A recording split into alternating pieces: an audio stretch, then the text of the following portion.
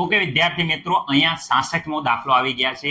અહીંયા એમ કહે છે કે અયુગ્મિત ઇલેક્ટ્રોનની સંખ્યા ગોતો. તો વિદ્યાર્થી મિત્રો, અયુગ્મિત ઇલેક્ટ્રોનની સંખ્યા માટે આપણને ઇલેક્ટ્રોન રચના આવડવી જોઈએ. જો નથી આવડતી તો મેં લાસ્ટ લેક્ચરમાં વ્યવસ્થિત રીતે દરેક તત્વની ઇલેક્ટ્રોન રચના કેવી રીતે લખવી એ સમજાયું છે. ઓકે, ક્રોમિયમની આમાં આવી ગઈ છે એટલે અપવાદ આવી ગયો છે એટલે હું સમજાવી દઈશ કેવી રીતે કરવું. ઓકે, અહીંયા વાત કરે છે વિદ્યાર્થી મિત્રો, ખાસ યાદ રાખજો. જો પેલા ફોસ્ફરસમાં બાહ્યતમ કક્ષા 3p જોઈ શકો છો, 3 ઇલેક્ટ્રોન હોય છે. તો અહીંયા જોઈ શકો છો 1, 2 અને 3 ઇલેક્ટ્રોન વિદ્યાર્થી મિત્રો આવી રીતે થાય. તો આમાં અયુગ્મિત ઇલેક્ટ્રોનની સંખ્યા તો હું અહીં લખું છું 3.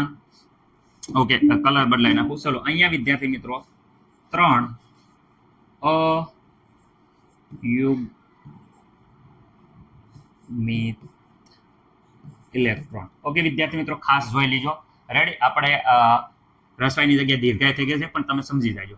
અહીંયા વિદ્યાર્થી મિત્રો સિલિકોનની વાત કરે 2 જોઈ શકો છો, તો 1 અને 2. તો અહીંયા વિદ્યાર્થી મિત્રો હું કહી શકું છું કે 2 અયુગ્મિત, અહીંયા જગ્યા નથી એટલે રસવાઈ કરી હતી. ઓકે, અહીંયા 2 અયુગ્મિત ઇલેક્ટ્રોન. ઓકે સર, હવે અહીંયા જોઈ શકો છો કે ભાઈ અહીંયા 4s ની એક્ચ્યુઅલ કેવી આવતી હતી. તો વિદ્યાર્થી મિત્રો આપણને અહીંયા ખબર છે કે અહીંયા આ પ્રમાણે આવતી હતી 3D.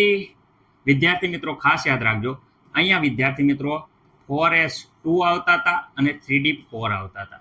ઓકે સર, આ વાત તો રેડી છે, આવી રીતે જ આવતું હતું. રેડી, અમને એકદમ ખબર છે.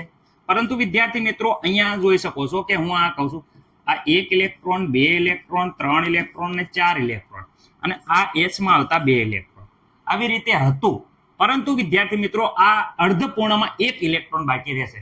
કોકના લગ્ન થતા હોય અને એમ કે ભાઈ મારે 1 રૂપિયો સહાય કરી દે ને તો મારે 1 લાખ પૂરા થઈ જાય છે અને મારા લગ્ન થઈ જાય. ભાઈબંધના લગ્ન થતા હોય એટલે તમે તરત મદદ કરી દો, એટલે ભાઈ લેને ભાઈ, મારું તો નથી કઈ થતું, તું લઈ જા. તારા લગ્ન થતા હોય તો જલસા કે લગ્ન પછી તો ખબર જ છે અમને સંભાળવાનો છે. Ready, okay. કેમ સંભાળવાનો? કારણ કે દુઃખના ત્યારે જ ખબર પડે કે ભાઈ આ ગયો બકરી પુરાણી ડબ્બામાં. ઓકે, હવે અયુગ્મિત ઇલેક્ટ્રોનની વાત કરે તો અયુગ્મિત ઇલેક્ટ્રોનની વાત કરે તો 1, 2, 3, 4, 5, 6 કેટલા ઇલેક્ટ્રોન? તો વિદ્યાર્થી મિત્રો આમાં 6 અયુગ્મિત ઇલેક્ટ્રોન. ઓકે વિદ્યાર્થી મિત્રો, ક્રોમિયમમાં 6.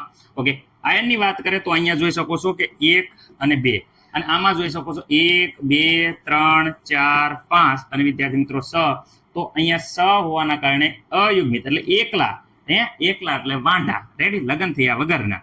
એ સર અમને કાંઈ કહોમાં, અમને ખાલી ખોટા હેરાન કરોમાં. ઓકે, 1, 2, 3, 4. તો આમાં વિદ્યાર્થી મિત્રો 4 છે એ અયુગ્મિત ઇલેક્ટ્રોન છે. અયુગ્મિત ઇલેક્ટ્રોન. રેડી, 4 વાંઢા છે જે એમના રખડાય.